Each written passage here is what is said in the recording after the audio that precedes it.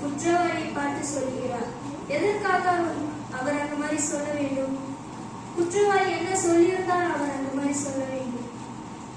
அதே லூக்கா எழுதின சுவிசேஷம் 23:39. அன்றையும் சிலுவையில் அறையப்பட்டிருந்த குற்றவாளிகளில் ஒருவர், நீ கிறிஸ்துவானால் உன்னையும் எங்களையும் ரட்சித்துக் கொள் என்று அவரை இகழ்ந்து பேசினார். ஹல்லேலூயா. இயேசுவோட கூட 2 குற்றவாளிகள் சிலுவையில் அறையப்பட்ட போது ஒரு குற்றவாளி என்ன செஞ்சான்? நீ கிறிஸ்துவானால் உன்னையும் எங்களையும் ரட்சித்துக் கொள் என்று அவரை இகழ்ந்து பேசினான்.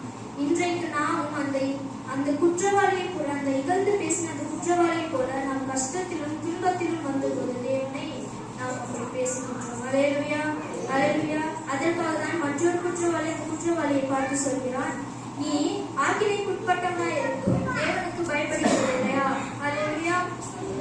என்ன சொல்கிறான்? நீ இந்த ஆக்கினைக்கு உட்பட்டவனாய் இருந்த போதும் தேவனுக்கு பயப்படுகிறது இல்லையா?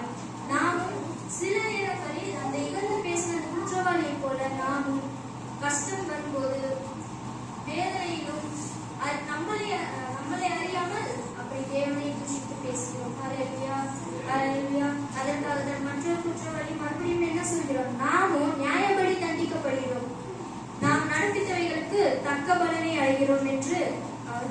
என்றான். ஆனால் இவரோ தகாததொன்றையும் நடப்பிக்கவில்லையே என்று அவனை கடிந்து கொண்டான். ஹல்லேலூயா, ஹல்லேலூயா. அதுபோலதான் நாம் பாவத்தில் விழாதபடிக்கு ஒரு தகப்பன் ஒரு பிள்ளையை கண்டிக்கிறது போல நம்மை கண்டிக்கிறார். அவருடைய வார்த்தையினால் நம்மை கண்டிக்கிறார். ஹல்லேலூயா, ஹல்லேலூயா. ஏனென்றால் கிறிஸ்துவின் பாடுகளை நாம் நினைவு கொண்டு அவர் இரத்தத்தினால் நம்மை சுத்திகரிக்கவும் அவருடைய ராஜ்யத்தில் நாம் அவருடனே கூட சேர்ந்திருக்கவும் அவர் விரும்புகிறார். ஹல்லேலூயா. ஆகையால் தான் அவர் இயேசுவை நோக்கி, உம்முடைய ராஜ்யத்தில் வரும்போது இந்த அடியை நினைத்தருளும் என்று அவர் மனம் திரும்பி இயேசுவிடம் கேட்டார். ஹல்லேலூயா, ஹல்லேலூயா.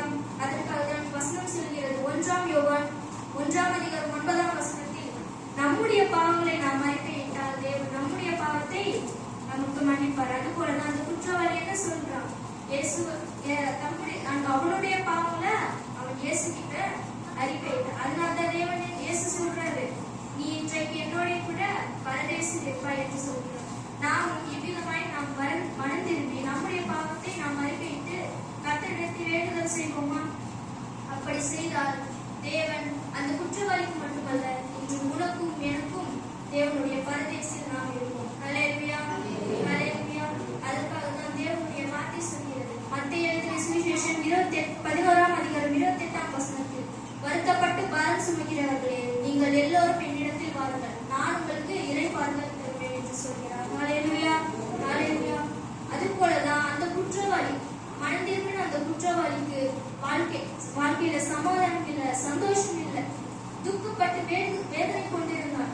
அவன் சிறைச்சாலையில் இருந்த போதும் இயேசுவினுடைய வார்த்தை அவனுக்கு அவன் காதுகளில் ஒலிக்கப்பட்டது. ஹல்லேலூயா, ஹல்லேலூயா. அங்கே இயேசுவினுடைய நீதியையும் நியாயத்தையும் சத்தியத்தையும் அவன் அறிந்தான், கண்டான். அதன் பிறகு அவனுடைய சிலுவையை தூக்கி இயேசுவின் பின்னே சென்றான். அவன் பின்னே சென்றும் போது இயேசுவை அழைத்தும் அவரை துன்பப்படுத்தினதும் அவரை வாரினாலும் கம்பியினாலும் பலவிதமான சாட்டையினாலும் அடித்து துன்புறுத்தியதை கண்கள் கண்டன. ஹல்லேலூயா, ஹல்லேலூயா. அதனால்தான் ஏசாயா 53:7 சொல்கிறது, நெருக்கப்பட்டும் ஒடுக்கப்பட்டும் இருந்த போது அவர் தம்முடைய வாயை திறவாதிருந்தார். எதற்காக? நமக்காக. ஹல்லேலூயா, ஹல்லேலூயா.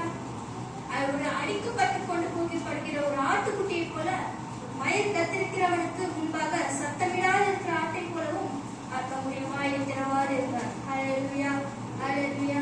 அதற்காக தான் இதையெல்லாம் கண்ட அந்த மனம் திரும்பின குற்றவாளி என்ன சொல்கிறான், நீ உன்னுடைய ராஜ்யம் வரும்போது இந்த அடியனை நினைத்தருளும் என்றார். ஹல்லேலூயா, ஹல்லேலூயா.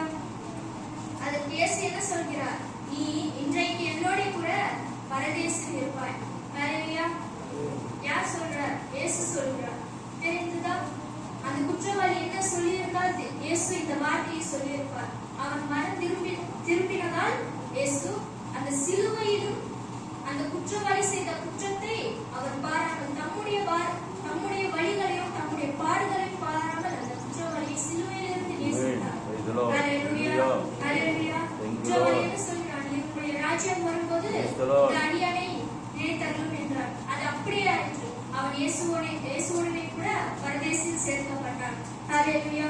நாம் பாவத்திலும் சாபத்திலும் தவிக்கின்ற போது தேவனுடைய வசனமும் வார்த்தையும் அவருடைய பாடுகளையும் அவருடைய இரண்டாம் வருகையும் நாம் அறிந்தும் அறியாமல் இந்த உலகத்தில் நாம் இருக்கிறோம். ஹல்லேலூயா. அப்படி இருந்தால் நமக்கு ரட்சிப்பு உண்டா? இல்லை, ரட்சிப்பு உண்டாகுது. நித்திய கோபாக்கினைக்கு தான் நாம் உண்டாகும். ஹல்லேலூயா. ஆகையால் தேவனுடைய வார்த்தைக்கு நாம் செவி கொடுத்தால் அந்த குற்றவாளிக்கு மட்டுமல்ல, அவருடைய சமாதானமும் சந்தோஷமும் நித்திய பேரின்பமும் அவருடைய வீட்டில் நமக்கு இருக்கும். ஹல்லேலூயா, ஹல்லேலூயா. நாம் தேவனுடைய வார்த்தையை கேட்ட போது இந்த உலகத்தை ஜெயித்து அவருடைய வழிகளில் நடந்தால் தேவனுடைய ராஜ்யத்தின் சதா காலங்களிலும் நாம் உயிரோடு இருப்போம். ஹல்லேலூயா. அதனால்தான் ஆவியானவர் சபைகளுக்கு சொல்கிறதாவது, காதுள்ளவன் கேட்கிறவன் ஜெயம் கொள்கிறவனோ தேவனுடைய பரதேசின் மத்தியில் நின்ற ஜீவ விருட்சத்தின் கனியை அவர் புசிக்க கொடுப்பேன் என்றார். ஹல்லேலூயா. இன்றைக்கு நீங்கள் நினைக்கலாம், என்னை பெற்றோர்கள் வெறுத்தார்கள், நண்பர்கள் வெறுத்தார்கள், பிள்ளைகள் வெறுத்தார்கள், ஏன் இந்த உலகமே உங்களை வெறுத்தாலும் இயேசுவானவர் உங்களை வெறுக்க மாட்டார். ஹல்லேலூயா, ஹல்லேலூயா. அவர் வெறுக்கிற தேவன் அல்ல, உன்னை நேசிக்கிற தேவன். ஹல்லேலூயா. தாய் மறந்தாலும்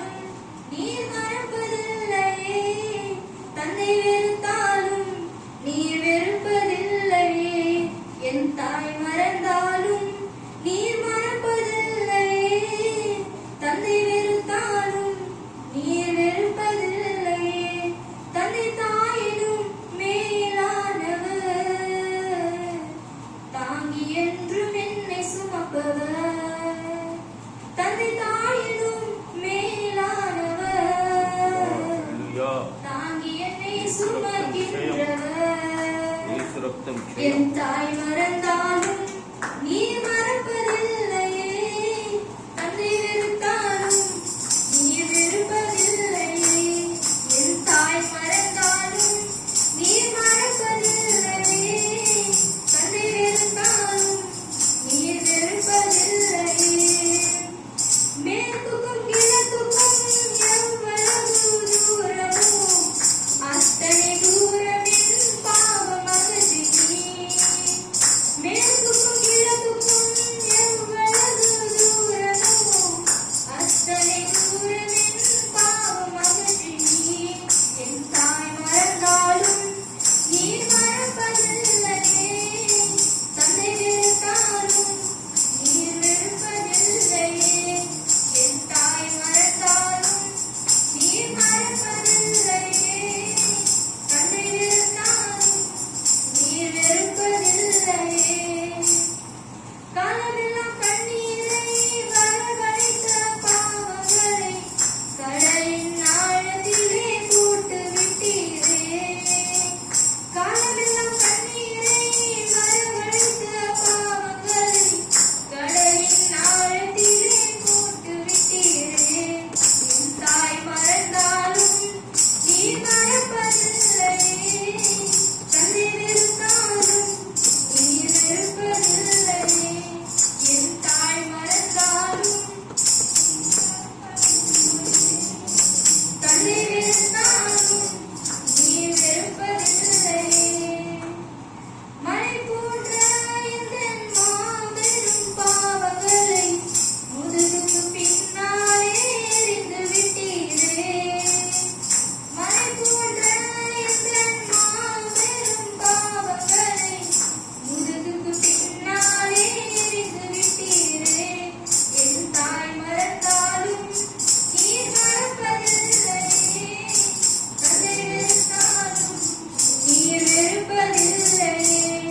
என் தாய் மறந்தாலும் நீ மறப்பதில்லையே, தந்தை வெறுத்தாலும் நீ வெறுப்பதில்லையே.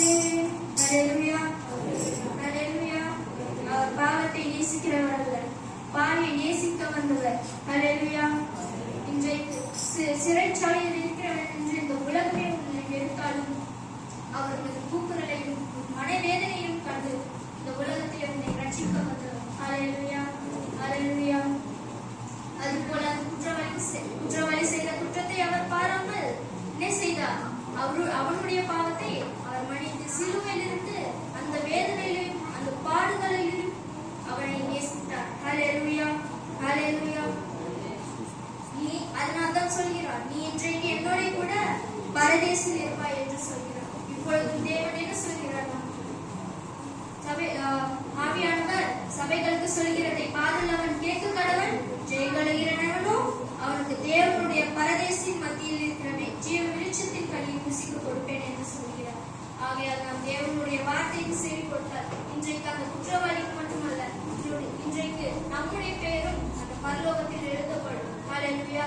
அப்படி எழுதப்படும் போது அவருடைய தேவனுடைய ராஜ்யத்தில் நாம் சேரும் பொழுது மகிமையான வஸ்திரமும் அவருடைய அன்பும் சமாதானமும் நமக்கு கிடைக்கும். ஹல்லேலூயா, ஹல்லேலூயா. நாமும் இன்றைக்கு அந்த மாதிரி இருப்போமா? அந்த குற்றவாளியை போல, அந்த மனம் திருப்பிட குற்றவாளியை போல நாமும் இருப்போமா? எத்தனை பேர் இருக்கிறோம் என்று சொல்கிறீர்கள்? ஹல்லேலூயா, ஹல்லேலூயா. பரிசுத்த ஆவியானவர் நம் அனைவரோடும் கூட நம்மை வழிநடத்துவாராக. ஹல்லேலூயா, ஹல்லேலூயா. நாம் இரண்டாம் வருகைக்கு தேவனுடைய ராஜ்யத்தில் சேர்க்கப்படும் பொழுது அவருடைய மகிமையான வஸ்திரத்தை தரித்துக் கொண்டு அவரோடு சந்தோஷமாக இருக்கும். தேவன் தாமே இந்த சிறு வார்த்தைகளை ஆசீர்வதித்து உங்களையும் ஆசீர்வதிப்பாராக. தேவன் தாமே உங்களோடு இருந்து உங்களை ஆசீர்வதிப்பாராக. ஹல்லேலூயா.